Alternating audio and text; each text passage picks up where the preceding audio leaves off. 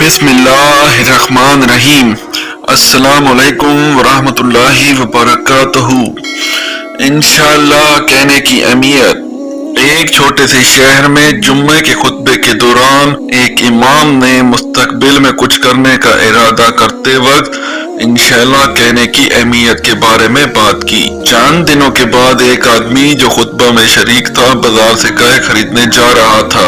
راستے میں اس کی ملاقات ایک دوست سے ہوئی جس نے اس سے پوچھا کہ کہاں جا رہے ہو؟ اس نے گائے خریدنے کے بارے میں بتایا لیکن آخر میں انشاءاللہ نہیں کہا۔ اس کے دوست نے اسے خطبہ یاد دلایا اور کہا کہ انشاءاللہ کہو، تاہم اس شخص نے کہا اس کے پاس ضرورت کے مطابق رقم اور منڈی جانے کی توانائی ہے، اس لیے انشاءاللہ کہنے کا کوئی فائدہ نہیں کیونکہ وہ گائے ضرور خریدے گا۔ اس نے سوچا کہ انشاءاللہ کہنے سے کوئی فرق نہیں پڑے گا۔ جب وہ منڈی پہنچا تو اسے ایک گائے ملی جو اس کی امیدوں پر پوری اتری۔ اس نے بیچنے والے سے سودا کیا اور مناسب قیمت پر پہنچا۔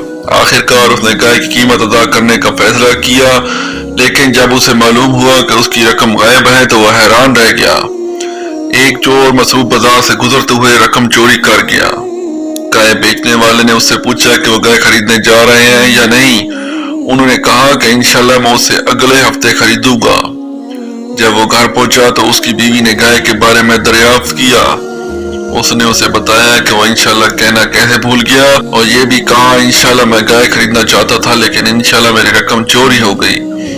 انشاءاللہ میں اسے اگلے ہفتے خریدوں گا۔ اس کی بیوی نے اسے وعدے کیا کہ ہمیں ان چیزوں کے لیے انشاءاللہ کہنا چاہیے جو ابھی ہونا باقی ہیں، ان چیزوں کے لیے نہیں جو ہو چکی ہیں۔ وہ اپنے انشاءاللہ کو پھر کبھی نہیں بھولے گا۔